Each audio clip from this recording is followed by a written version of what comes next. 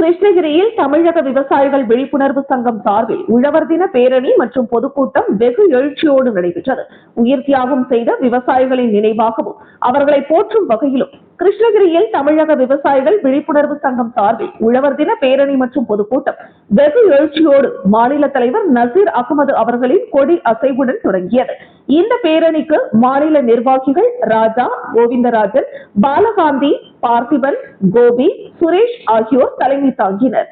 மேலும் பெருமாகாசி அணு என்கிற கோமலா, கணேசன், சந்திரசேகர், தனிகாச்சலம், ஆறுமுகம், குமார், கணேசன், ராமமூர்த்தி, முருகேசன், அப்பாதுரை ஆகியோர் முன்னிலை வகித்தனர். தொடர்ந்து மகளிர் அணி மாநில செயல் தலைவர் சக்தி சங்கர் வரவேற்புரையாற்றினார்.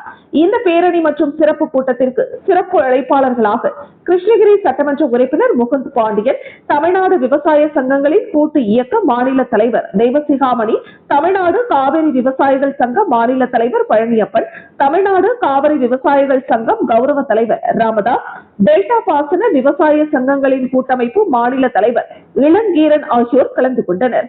மேலும் வாழ்த்துறையாக எழிலன், ஆல்பர்ட், அந்தோனி, நரேஷ், ராஜேந்திரன், தியாகராஜன் ஆகியோர் வாழ்த்துறை வழங்கினர். மேலும் இந்த நிகழ்ச்சிக்கு ராதாகிருஷ்ணன், முருகேசன், மணிகாபி பிரபாகரன், சந்திரகாந்தா, ஜெகதீஸ்வரி, தனலட்சுமி ஆகியோர் சிறப்பு விருந்தினர்களாக கலந்து கொண்டு பேரணி மற்றும் சிறப்பு கூட்டத்தில் பங்கேற்றனர்.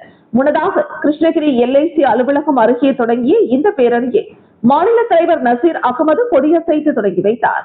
பின்னர் மாட்டு வண்டிகளுடன் LIC அலுவலகத்தில் இருந்து தொடங்கிய இந்த பேரணி நகரின் சேலம் ரோடு வழியாக SS மகாலில் நிறைவு பெற்று SS மகாலில் பொதுக்கூட்டம் நடைபெற்றது.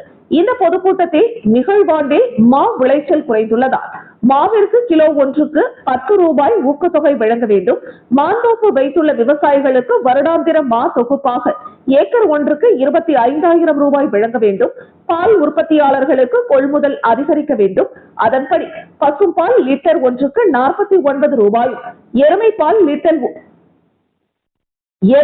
லிட்டர் ஒன்றுக்கு 60 ரூபாயும், உற்பத்தியாளர்களுக்கு உற்பத்தி மானியமாக லிட்டருக்கு 6 ரூபாயும் வழங்க வேண்டும். காட்டுப்பன்றி, யானைகள், மயில் உள்ளிட்ட வன விலங்குகளால் ஏற்படும் பயிர் சேதங்களுக்கு ஏக்கர் ஒன்றுக்கு 1 லட்சம் ரூபாய் வழங்க வேண்டும். யானைகளால் ஏற்படும் மனித உயிர் சேதத்திற்கு 25 லட்சம் இழப்பீடு வழங்க வேண்டும். தென்னை கொப்பரையில் இருந்து எண்ணெய் தயாரித்து அதனை அரசு கொள்முதல் செய்து நுகர்பொருள் வாணிப கழகம் மூலம் நியாய விலை கடைகள் மூலமாக வழங்க வேண்டும்.